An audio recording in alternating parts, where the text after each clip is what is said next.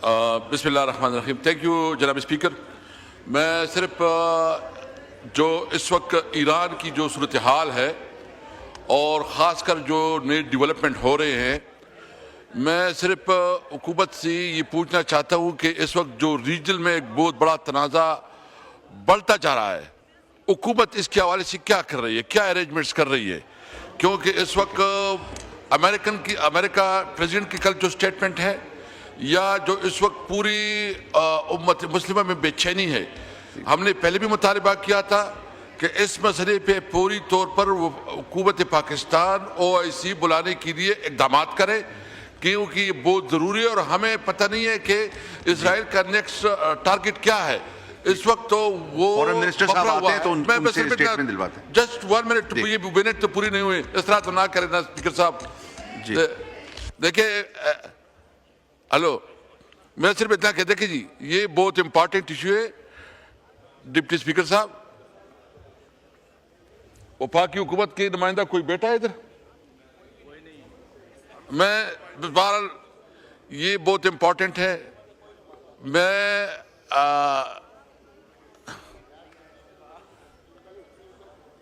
جی میں اس لیے کہتا ہوں کہ جی بہت سینسیٹیو ایشو ہے. وہ فورن منسٹر سے کیسے صاحب وہ جیسے آتے ہیں ان سے اسٹیٹمنٹ ان کو کہتے ہیں کہ فلور پہ بتایا کہ وہ اس وقت کیا اقدامات کر رہے ہیں، کیا جو سفارتی طور پر کیا ہو رہے ہیں، اور اس وقت جو سچویشن ہے اس پارلیمنٹ کو اعتماد میں لیا جائے کہ اس وقت کیا کر.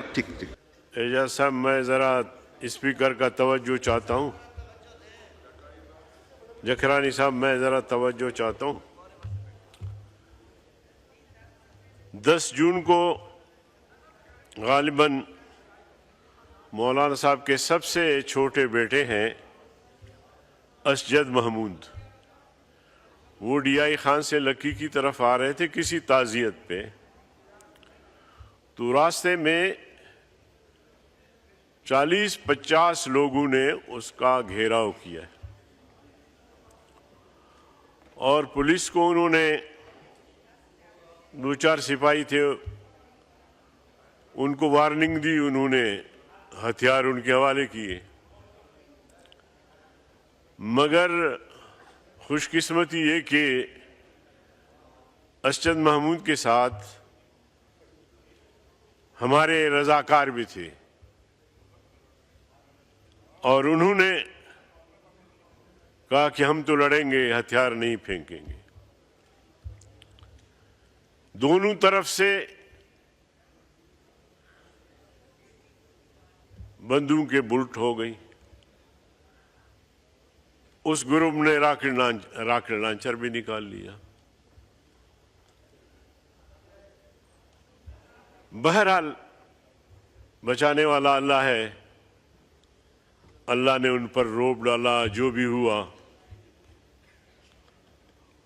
بھائی ایسا کیوں کر رہے ہو؟ ہمارے بڑے کا حکم ہے، بڑے سے بات کرواؤ. بڑے سے بات ہو گئی تو اس نے آگے معذرت کرنا شروع کر دیا اور پھر پولیس سے بھی معذرت کی اور ان کا اسلحہ بھی واپس کر دیا.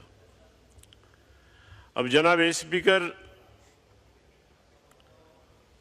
ہمارا جرم کیا ہے؟ مولانا فضل الرحمان صاحب پہ، جو ہمارے قائد ہیں، 3 مرتبہ خودکش جان لیوا حملے ہوئے ہیں، ذات پر ڈائریکٹ. ان کے بھائیوں پہ الگ، گھر پہ الگ، بیٹے پہ الگ، اسد محمود پہ. اور یہ جو انتہائی شرمناک اور افسوسناک واقعہ ہے، اور قومی شاہراہ پہ اتنے لوگ آتے ہیں اور لوگوں کو اٹھا کے لے جاتے ہیں. اب اللہ نے زندگی بچانی تھی، ورنہ تو جہاں 8 لوگ اور جہاں 50-60 لوگ، ان کے درمیان تو بچنا ہی ممکن نہیں تھا. تو میں پوچھنا یہ چاہ رہا تھا کہ ہمارا جرم کیا ہے؟ ہمارا جرم یہ ہے کہ ہم پاکستان کی بات کرتے ہیں. ہمارا جرم یہ ہے کہ ہم قومی یکجہتی کی بات کرتے ہیں، ہمارا جرم یہ ہے کہ ہم آئین کی بات کرتے ہیں، ہمارا جرم یہ ہے کہ ہم جمہوریت کی بات کرتے ہیں، آئین پر عمل درآمد کی بات کرتے ہیں، پاکستان کی بات کرتے ہیں. یہ جرم ہے ہمارا. اور حالیہ انڈیا اور پاکستان کی جو جنگ ہوئی، آپ نے دیکھا اسپیکر صاحب، میں کسی پارٹی کی وہ نہیں کرتا، لیکن جو ہی جنگ شروع ہوئی، قائد جمعیت مولانا فضل الرحمان صاحب نے انتہائی جرأت کا مظاہرہ کرتے ہوئے حکومت سے اختلافات اپنی جگہ پہ، سب کو نظر انداز کر کے آرمی، فوج، ریاستی اداروں کے پیچھے کھڑے ہونے کا اعلان کیا.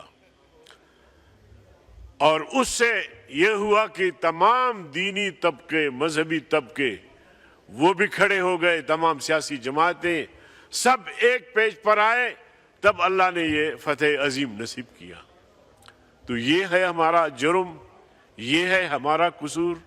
ہماری جان کی حفاظت نہیں ہے. ہم کب تک پھر پاکستان کی بات کریں گے؟